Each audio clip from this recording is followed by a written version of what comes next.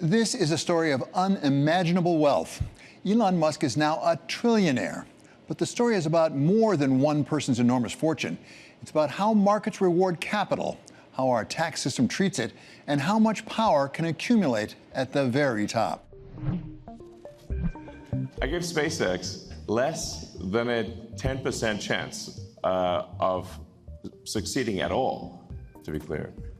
In fact, I told people this. I said, look, we're probably going to fail, but, we should give it a try. SpaceX made history last month with the biggest ever IPO, raising $75 billion on a market value of nearly $2 trillion, more than double that of Saudi Aramco's $29 billion listing in 2019. Encouraging more of that type of innovation in the American economy rather than less of it seems important, but also trying to make sure that we are fiscally responsible and disciplined. SpaceX is now one of the most valuable public companies in the world, putting its founder and CEO into a category all his own, the world's first trillionaire. As Nobel Prize-winning economist Paul Krugman points out, public markets are turning ownership stakes into staggering concentrations of wealth. Until recently, we've been talking about income. And we mostly talk about the top 20% or even the top 1%. But wealth is a whole different story, and wealth is really where the action is. So it's wealth, top 1%, it totally dominates wealth, but it's the inequality within the top 1%. It's the top 10th of percent or the top 0.001 or whatever that is, just a handful of people. Elon Musk obviously is the best known, but really, if you look at the top 10 people in the United States, there's an incredible amount of wealth there, and that is relatively new. Even in the year 2000, we were already talking about the 1%, but this 10 billionaires, 10 mega billionaires, that's a new story. And at this scale, the numbers start to outrun the language we use to describe them. These numbers, like billions, hundreds of billions, trillions, you start to not even be able to realize or understand what the magnitudes really mean or demand of the American economy. To fully comprehend how much $1 trillion is, Yale law professor and co-founder of the Budget Lab, Natasha Sarin, offers a different way to measure it. 1 million seconds is about 11 and a half days. 1 billion seconds is about 32 years. 1 trillion seconds is 31,700 years. That is roughly back to when humans first began painting cave walls. And so $1 trillion is just such an astounding and significant sum that it is almost hard to grasp what it means. With $1 trillion, Elon Musk could buy every car maker in the US, Europe, and Japan, like GM, BMW, and Toyota, which total around $900 billion, and still have nearly $100 billion left over. NASA's budget for 2025 was $24.6 billion, meaning Musk could fund the space agency 41 times over. And if Musk were his own country, his territory as of now would be richer than 156 other nations.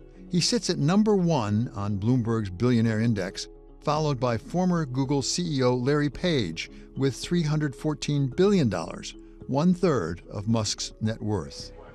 But Musk is not the only one benefiting.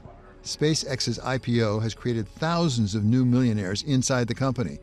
And the next wave of wealth creation may already be on its way as more technology companies, especially those tied to artificial intelligence, move toward the public markets. Both Anthropic and OpenAI filed for IPOs in June, with estimated valuations already pushing that $1 trillion mark. Big tech is driving so much of the stock market, for example, right now, and these mega IPOs are AI related in one shape or another. How much of it is tech? A lot of it is tech. Used to be, not that long ago, we used to say Wall Street was really driving this, although now it really is tech. The ranks of the super rich, aside from being enormously richer than they used to be, they're also much more sort of monochromatic than they used to be. Often, with great fortune comes political influence. The Doge influence will only grow stronger. I'd liken it to sort of Buddhism. It's like a way of life. So it is permeating throughout the government. In 2025, President Trump put Musk in charge of the Department of Government Efficiency, or DOGE, in which government agencies suffered massive financial and employee cuts. As more people cross into billionaire territory, and now possibly trillionaire territory, Krugman says the question becomes larger than net worth. It becomes a question about democracy. The Times did a report saying that 300 billionaire families accounted for something like 19% of campaign contributions in 2024, and that's only the explicit stuff that's counted by the Federal Elections Commission. If you count all of the invisible channels of influence, well, if you have that much wealth at the top, it does make us, in a meaningful sense, a less democratic nation. Musk's trillion-dollar milestone is historic, but it's not the first time American capitalism created a new financial class. Just over a century ago, John D. Rockefeller became the country's first billionaire through his controlling stake in Standard Oil. The Rockefellers in the early 20th century were really rich. John D. Rockefeller, the founder of Standard Oil, he crossed the 1 billion mark in the 1910s. And when you adjust that for the share of the US economy, he's about at $1 trillion. So right now, basically 120 years after the first billionaire, we have the first trillionaire, sort of hitting basically that same mark in terms of the US economy. Bloomberg reporter Ben Steverman has covered Elon Musk's rise and has seen some similarities between the first billionaire and the first trillionaire, but also some key differences. The Rockefellers did not want to be known as billionaires. They already felt like they had a target on their back. They were in control of this monopoly that was incredibly controversial. A case against them went all the way to the Supreme Court and they lost. So they did not want to be known as billionaires. That sounds different from now. I'm not sure that Elon Musk is that upset about being called a trillionaire. It wasn't just John D. Rockefeller. There was a Gilded Age, and there were Carnegies, and there were other people who had a lot of money. Was it a different sort of societal reaction?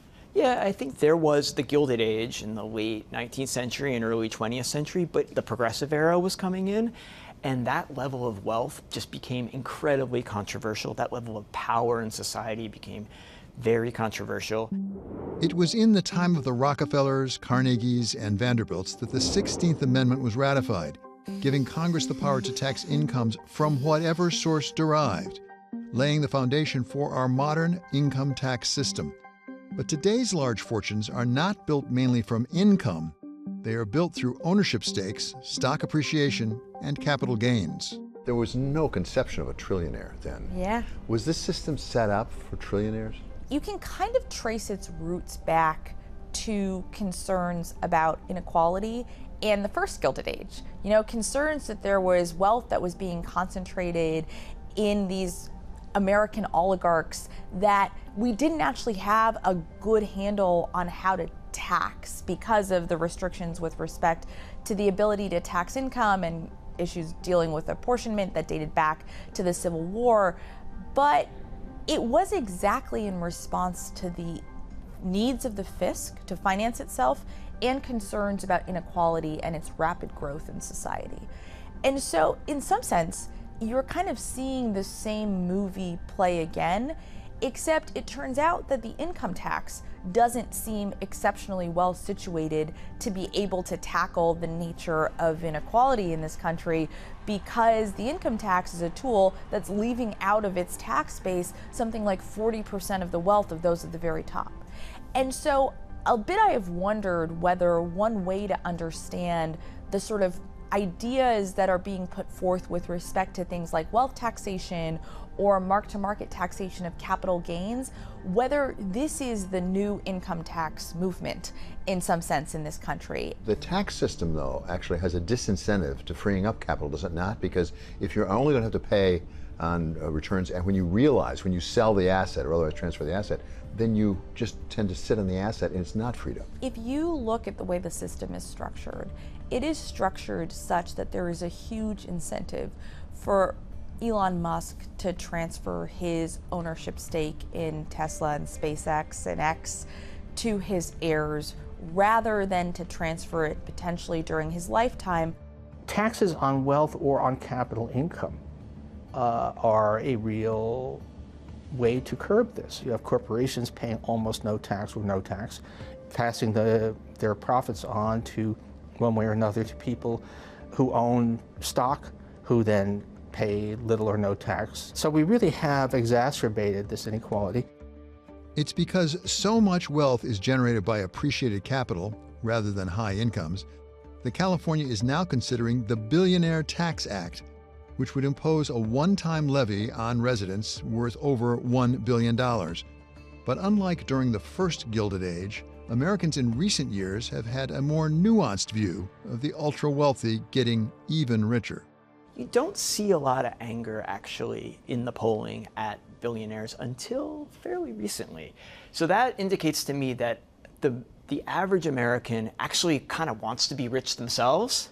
I think it becomes a problem for a lot of Americans when there's a sense that the system's rigged or that the people at the top are somehow manipulating things to make their lives harder. How much of this is, forgive me, envy? Suppose we all had a minimum income, everybody in the country, that was sufficient. Would we feel better about inequality? We would feel better about inequality if we had the basics, we're sure. If everybody had health care, if everybody had a roof over their heads, if everybody had sufficient nutrition, which, by the way, we don't. The thing to say about that is that doing that is quite expensive. I think that there's something fundamentally skewed, demoralizing, corrupting about really extreme inequality. I think a society in which, essentially a society in which there's trillionaires is not going to be a good society even if everybody has the basics. But, you know, if we could take a step towards making sure that everybody had the basics, then that would be progress. Capitalism rewards winners, those who innovate and create successful businesses and help grow the economy overall. But as those rewards soar beyond our wildest imagination, the question becomes whether there can be too much of a good thing. No billionaires, no trillionaires! Whether the system can provide those lavish rewards without leaving the vast majority of us behind. And ultimately, whether the growing gap could put democracy itself at risk.